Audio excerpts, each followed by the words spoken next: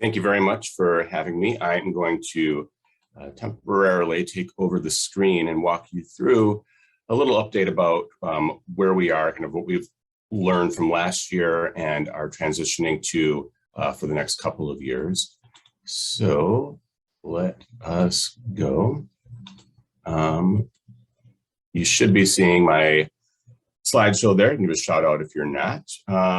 So obviously, with the work that we do at Destination Madison, promoting meetings and events, bringing leisure visitors here, bringing big sporting events here like CrossFit, it is a huge impact on downtown. Downtown is a huge draw for the people that we bring here. And the partnerships we have with people downtown are immeasurable. We saw that come to beautiful fruition recently with all the great work that Tiffany and her team and others did downtown recently with the big CrossFit competition that was held there. Just it was beautiful seeing lines out the doors of some of our restaurants and coffee shops. So real quick perspective, 2019 visitors spent about $1.4 billion in Dane County. That was new money, fresh money coming in from out of town. Again, meetings, events, sport events, leisure travelers. 2020, everything shuts down. We dropped down to maybe $890 million in spending. That's a huge chunk. I think it was like a 40% drop in what we were anticipating, what we rely on. Jump forward to 2021, we're shut down for the first 5 months of the year. Still, tight restrictions on capacity, mask mandates that were not appealing to visitors, meetings and events. They chose to take a lot of those elsewhere, some of them just a few miles away in other counties didn't have those restrictions, or they chose to vacation in the Dells or Door County rather than Madison. But that second half of the year, things really opened up for us. And as a result, we were back up to over $1 billion in visitor spending in 2021. Again, 400 million or so less than the year in 2019, but still it was a needed boost. What does that mean? How does that translate on a regular daily basis? $2.9 million per day spent on average by visitors in Madison. It's a pretty hefty amount. Now it's an average, so probably a little bit more when you have something like Art Fair on the Square or Taste of Madison or Farmers Market Day, probably a little bit less on, January, 17th when it's 0 degrees and not much is open. But that 2.9 million per day was what it averages out to, which is pretty impressive. We saw some great jumps in visitor spending last year. This is throughout Dane County. Food and beverage was up. Food and beverage, people don't realize, is the number one driver of visitor spending. People often think it's lodging, but if you think about it, you'll have friends come to visit, stay with you, or family. Maybe somebody comes up for a day. Maybe they're up for a day game at UW, and they may not need a place to stay in those situations, but frequently we take them out to places to eat or grab a drink. Retail was up 24%, lodging was up 20%, recreation entertainment up 12%, and transportation up 14%. These numbers are similar to downtown specific. I think food and beverage is about the same. Retail may have been up a couple percentage points. Lodging was up, I think, around 24% last year. Entertainment was up around 14-15% downtown, and transportation was a little bit lower, I think around 11%. That's because Madison's downtown is such a great walkable place. Once you're here, you're not necessarily taking taxis or ride share to get around. You're just walking and enjoying it. Hotel occupancy. We are funded through the city's room tax commission and room tax fund. That is the number one way we receive funding. About 80% of our funding comes from room tax, mainly in the city of Madison. We get some from other communities throughout Dane County as well. So we really rely on hotel occupancy rates to determine or to analyze where we are with the health of our hospitality industry and of our own organization. As you can see, things have been looking pretty decent for 2021 and 2022. So that blue line moving up is where we are with 2022, and it's mirroring a lot of where we were in 2019. So we're getting back up to those rates.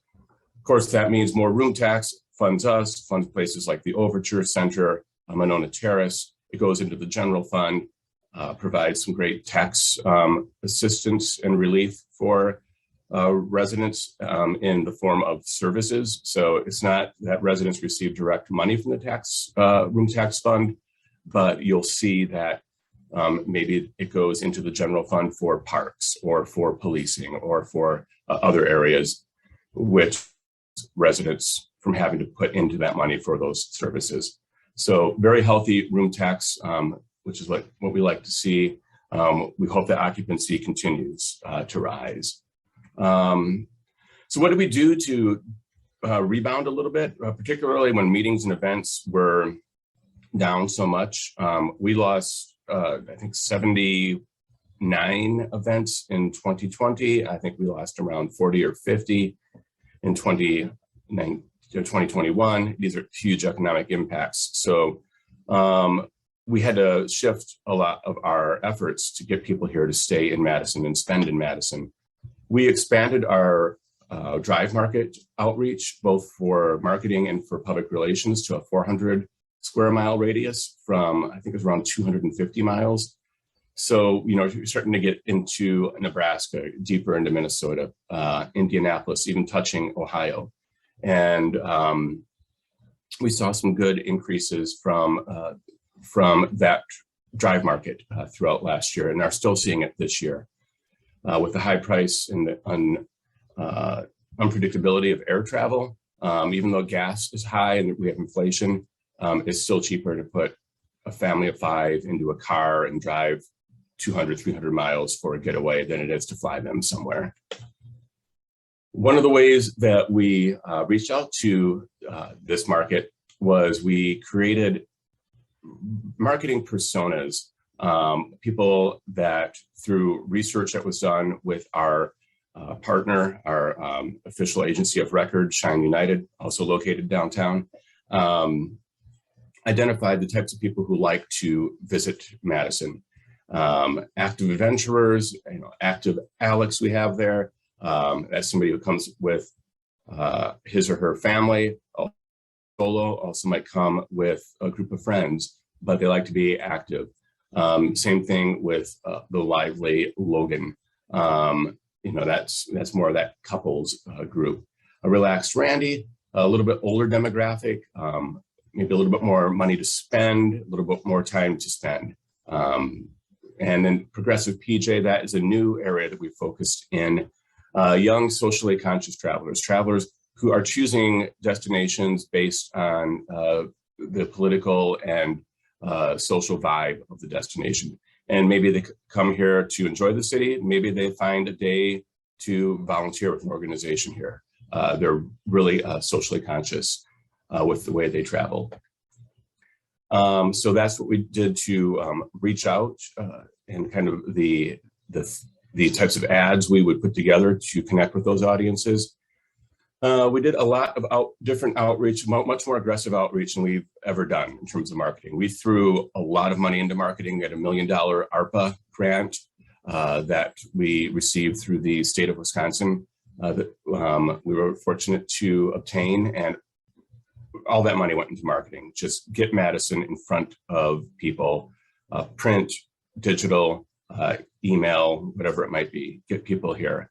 And highlighting what is wonderful about Madison. And also how easy Madison is to get around. We'll go through that a little bit in the next few slides, but if you look at the print in the upper left-hand corner of this ad, these are all things that you can do in a single day in Madison. If you go to Chicago, you're lucky to get to the zoo and then get something to eat. That's your whole day. zoo and dinner. Here, you can go to the zoo, walk out of the zoo, go get a kayak, go from there to grab a bite to eat, et cetera, et cetera. So easy to get around. So we created these ads, multi-seasonal ads, to show people about how easy it was. Again, look up at the upper left: museum at 9, gardens at 2, cheese curds at 7, rock out at 10. That is a doable day in Madison. And we wanted people, with all the stress we've been dealing with the last couple of years, and let's say you're driving for 200, 300 miles, we want people to know when you get here, it's just relaxation and easy to get around, particularly in downtown. 61,000 new users on our website came from this campaign. 25% increase in social media followers came from this campaign. You may not have seen many of these ads, if any at all, because a lot of it was focused in that drive market. So it might be new to you, but you may have seen other social media efforts we were doing that echoed and complemented that. We also did a deeper dive brand campaign once we got through that recovery campaign. Let's see. Whoops. Sorry, my computer is acting up a little bit. All right. Well, I will hopefully let the slide catch up to me as I there we go. All right, so these are things that you would have seen if you were in a drive market. Ads popping up on Pinterest, Facebook, Weather Channel on the right-hand side. And these ads will drive you to places on our website, landing pages on our website that speak to you as a traveler. Let's say you click on that middle ad, the family-friendly ad. That takes you to a place on our website for families, and it's not going to drop you into a nightlife page. So click on that middle one, you look at the upper left, it takes you to that kid-approved travel, which you can click on that and then dive in a little deeper as to what you can do with a family here in Madison. Really wanted to capture the vibe and the excitement of Madison in this ad campaign. And since we started that brand campaign, which picked up after the recovery campaign, 73,000 new users on our website. So we're talking over 130,000 users to our website with our 2 campaigns in the last few months. Also did business-to-business campaign for the first time, really trying to get businesses and groups excited about holding their events and meetings in Madison. Meeting planning, our sales team is working on things for 2027, 2028, and beyond. This is a long process, so you really want to get in front of people early. We had some great photo shoots. We were downtown Harvey House, and kind of going with a different vibe from what you saw with the leisure travel ads. It's end of a long day at a convention. You can unwind and really enjoy some of the great things Madison has to offer from a nighttime dining and drinking perspective. Again, these are things planning your next meeting in Madison that would pop up in different as email ads. Authentic storytelling, public relations has been huge during the last year and a half in particular. Getting other people who aren't from here to tell your story and show what Madison is about. People who have a built-in audience already and whose audience are the type to be very active with following through on travel recommendations. A couple of examples here that we had. On the left-hand side, we brought in a BIPOC TikToker who is very influential with Gen Z.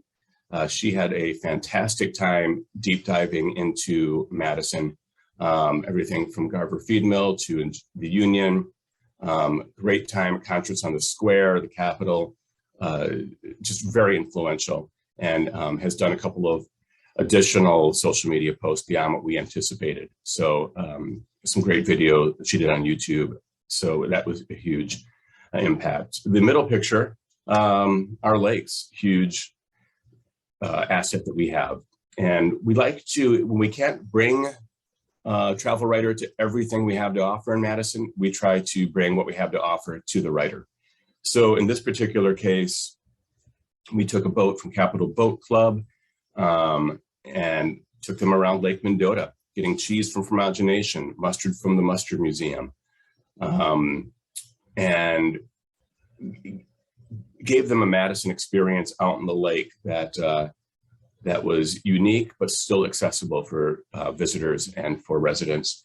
And on the right, we brought in the top accessible travel writer in the country, a guy named Corey Woodard, who writes about how the possibilities of traveling with a wheelchair, and also the many, many, many challenges of that. He had a fantastic time. It's as much as you might think you understand what it's like to have accessible needs, and or at least have an idea of what it might be like, until you're actually in that situation with somebody like that, who depends on a wheelchair or has other accessible needs. You really don't know. And so it was very eye-opening for us in a educational way, but in a positive way. He's traveled all over the world, and he said that Madison's curb cutouts that we have for wheelchairs and strollers and other things to cross sidewalks are the best curb cutouts he's ever seen anywhere in the world, which just has an able-bodied pedestrian I don't even think about, probably none of you think about, but for him, it just was this shining achievement. And so that was very good to hear. Of course, the challenge of that, and we had him meet with another wheelchair user who lives here, is winter. And we need to make sure that those are accessible in winter for wheelchair users. Another great thing we did, we took him to Boulder's climbing gym, not the one downtown, but one on the east side, which has a accessible climbing harness. So he was able to rock climb with this harness, get up the wall. He's never done that before. He tried it once in Utah, which knows a few things about rock climbing. They could only get him 4 feet off the ground. They got him all the way up. He said it was one of the greatest experiences he's ever had, and has subsequently featured it in blogs about adventurous things that you can do as a wheelchair user. We're right up there on his website, his blog. It goes from visiting Antarctica to rock climbing in Madison, Wisconsin. So it was a huge positive response for him and his audience. We also worked recently with a writer from the Toronto Star, the biggest newspaper in Canada, to feature Frank Lloyd Wright. He was actually here covering the under-18 hockey tournament. It's a travel writer who writes about hockey and travel, so it's a dream job for some of us. And huge results from that. So you can see there in the upper right, on our end, it was $826 investment. That's covering things like transportation to Taliesin and things of that sort, some meals and whatnot.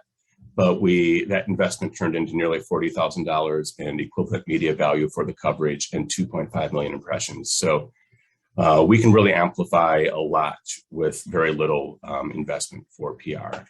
So where are we going? We just finished up our team a 2-day strategic planning session yesterday. We'll give you a little bit a glimpse of kind of some of the focuses that we have moving forward.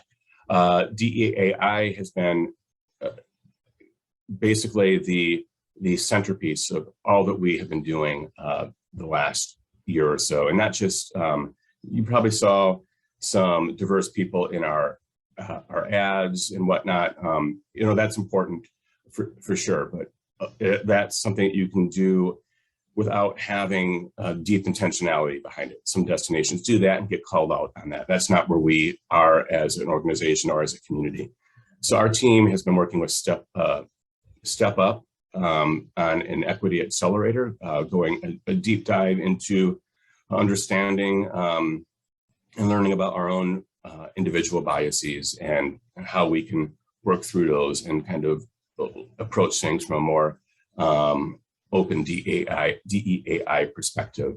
And that's diversity, equity, accessibility, and inclusion expand our marketing campaign. That's marketing, PR, reach, and storytelling, everything we just showed you, more, further, including like into direct flight markets, which we've not hit on for a while. Workforce, it was already brought up by Tiffany. It's been a problem, it was a major problem pre-pandemic for hospitality. It's exacerbated. We had 22,600 hospitality workers pre-pandemic. We dropped down to 15,800 in 2020. In 2021, we were 16,700. So still almost 6,000 below pre-pandemic levels. We're up again, but we still have a long ways to go to fill the needs. And so that is a huge effort on our part for the next foreseeable future. Create a destination brand toolkit and assets. This is particularly of interest for downtown businesses and organizations and other businesses who partner with us. We want to, that destination brand toolkit, these are things that amplify everything that's wonderful about Madison. We want our partners and businesses to have access to that so they can use these images and to promote their business. And we have a uniform look about Madison, a uniform message and vibe about Madison when we're able to do that. So basically free marketing assets for partner businesses and organizations. Fully implement the optimization study. I won't go into a deep dive into it, but both Monona Terrace and Destination Madison sponsored a study about how to best optimize Monona Terrace's space.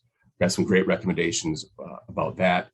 That means more events, more hotel bookings throughout the year, more room tax, more people downtown enjoying and spending. And then that 3-year strategic plan that we wrapped up the initial stages for yesterday, we'll refine that over the next few months and kick it off at the beginning of the year. One thing I want to leave you on, and this is super exciting. We were sitting on this for 2.5 years.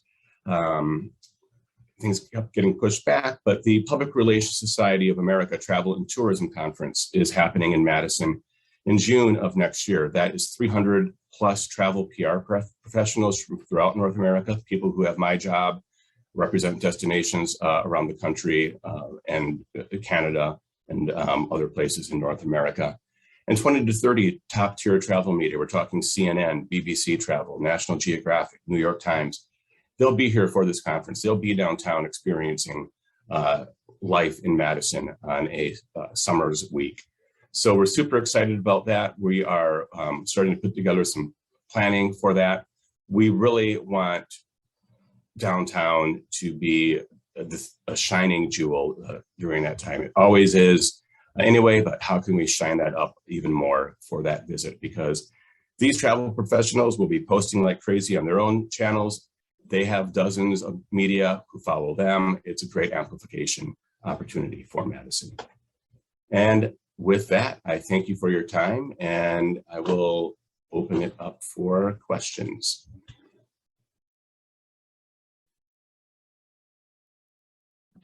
If you have questions for Rob, just go ahead and unmute yourself and ask.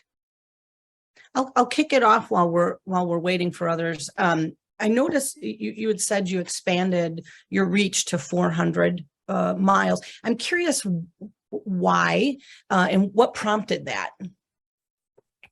So studies from throughout the pandemic, and we're talking maybe from 3 months into the pandemic onward, show that there was a huge shift for people who were traveling. So let's say pre-pandemic, 80% of people surveyed had plans to travel in the next 6 months or year. You know, it could just be a little weekend getaway down the road. It could be a trip to Europe for 3 weeks.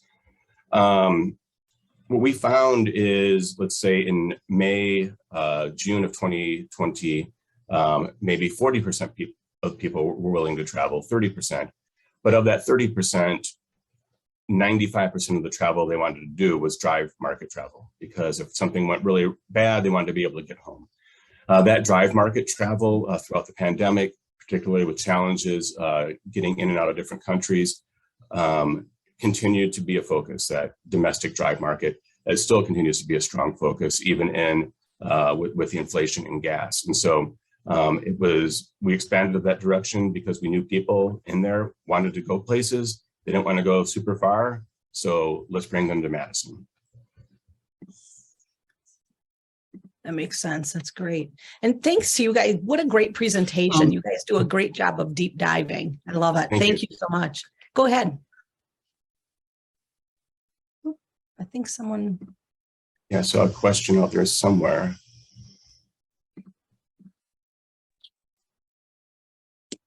Good morning. Sorry, I just had to kind of get myself in order. You had mentioned, I was driving and then listening and then moving to my laptop. It's a whole saga. You had mentioned a brand kit and wanted to know what the process was of finding that. Is it something that is on your website, or do we get it by going through you, or how that all works? Sure. So that is still in development. So when that becomes available, I can certainly share it with when that is available via this committee. I put my email in the chat earlier. You're also welcome to drop a line to me and just nudge me in a month, 2 months, 3 months. Is it ready yet? Is it ready yet? And we'll get that shared. Yes, Thank another you. question. You're welcome. Yeah, I had a thought. Realizing our history as a liberal and activist city, at least the way we're imagined. I love the work you've done. And there's some really creative thinking in the way you're bringing people in.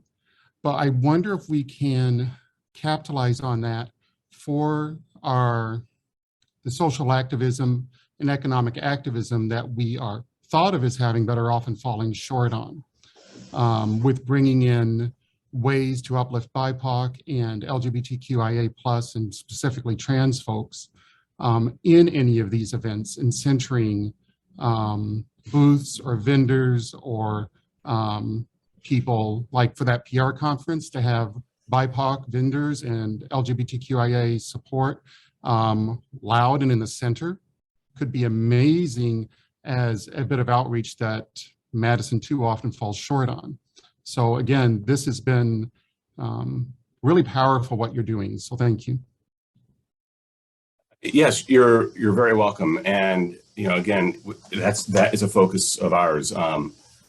Even pre-pandemic, it was. I think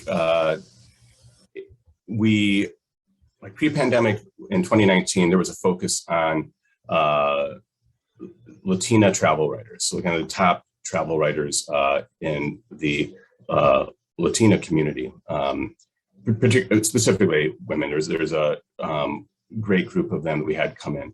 Last year, we brought in a couple of top Black travel writers. In fact, the TikTok influencer you saw was one of the co-founders of the Black Travel Alliance. In October, we're bringing in the founder of Pride Journeys, who has 200,000 people who read his travel newsletter, very big in promoting LGBTQ travel. So from that perspective, from outside people coming in to experience our city and saying it's a city that is safe and welcoming to others, we're very active in that regard. From the other perspective, yes, we're fortunate particularly with that conference, to have a very welcoming and enthusiastic group planning it. In general, travel people in general, we're just welcoming. We understand the benefit of different people connecting and different experiences you can have with those, with interactions with different cultures, different perspectives, etc. So certainly we'll have some national speakers who are LGBTQ, but I like the idea of what can we do here locally to highlight what we have to offer. And so I'll take that definitely back to the group. I know we had an LGBTQ travel writer back here in March who was interested in our bar scene. And so, went to a few places here and interviewed a few LGBTQ store owners as well. So yeah, it's whatever we can do to show that Madison is welcoming and opening, but also by doing so, hopefully infusing our own community with that attention and elevating us here on a regular basis as well. Great question. Thanks for that response, Rob. Any other questions from anybody? Again, just go ahead and unmute yourself.